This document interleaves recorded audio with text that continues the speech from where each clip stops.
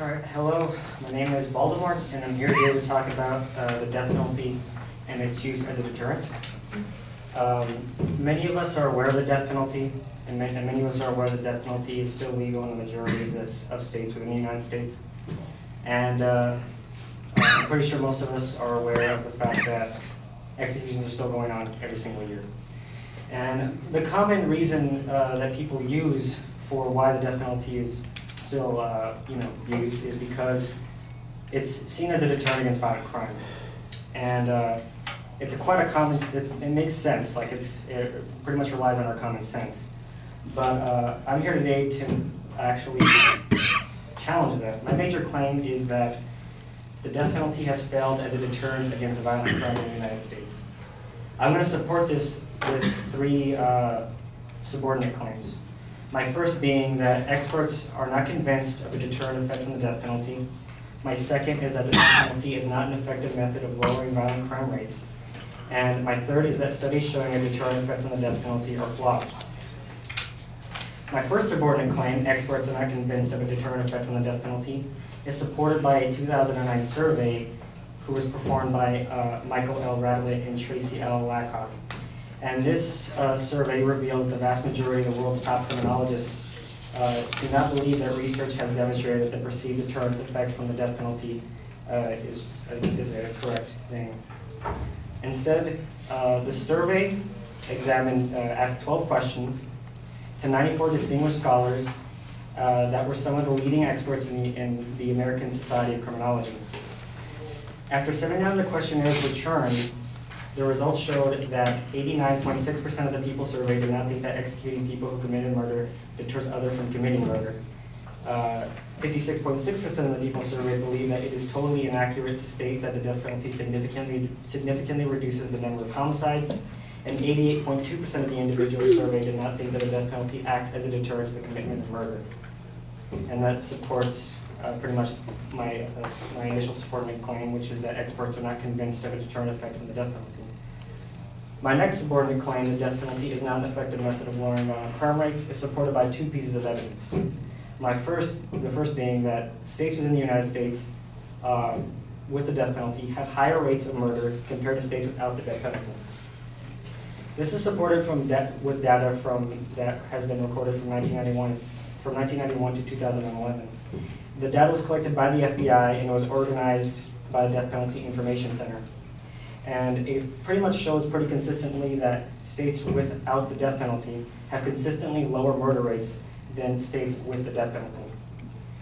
My next piece of evidence, which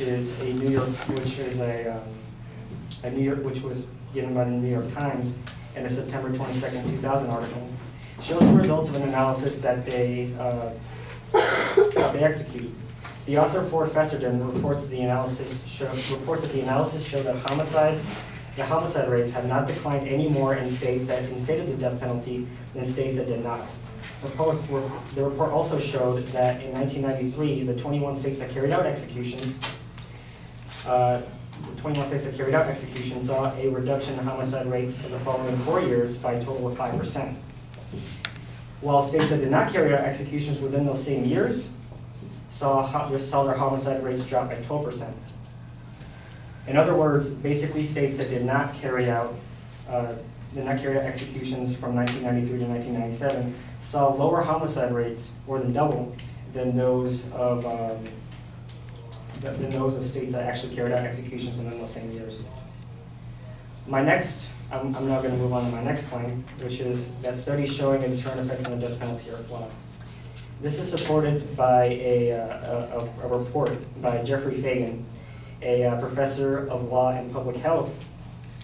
And this report that he gave basically was him showing the flaws of studies showing a deterrent effect from the death penalty.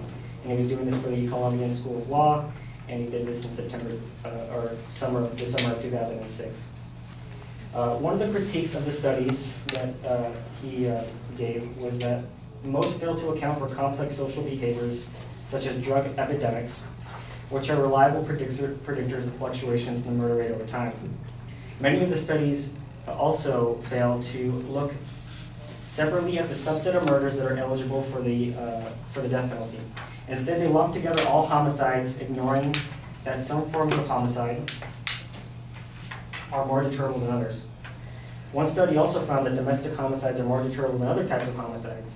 And as Fagan points out, this flies in the face of over 6 decades of research and theories in killings between intimate partners that show that these types of killings are spontaneous and unpredictable. Many studies also fail to show that murderers are even aware of executions within their own state, and they also fail in demonstrating, if aware of the possibility of executions, that a potential murderer would rationally decide to forego homicide and instead use less lethal forms of violence. So when you take into account that experts have not been convinced of the deterrent effect being an effective way of the death penalty being effective at deterring violent crime, and when you look at the fact that the death penalty is not an effective method of lowering violent crime rates, and that studies showing an effect of the death penalty actually having a deterrent effect are flawed, you will then come to my conclusion that the death penalty has failed as a deterrent against violent crimes in the United States.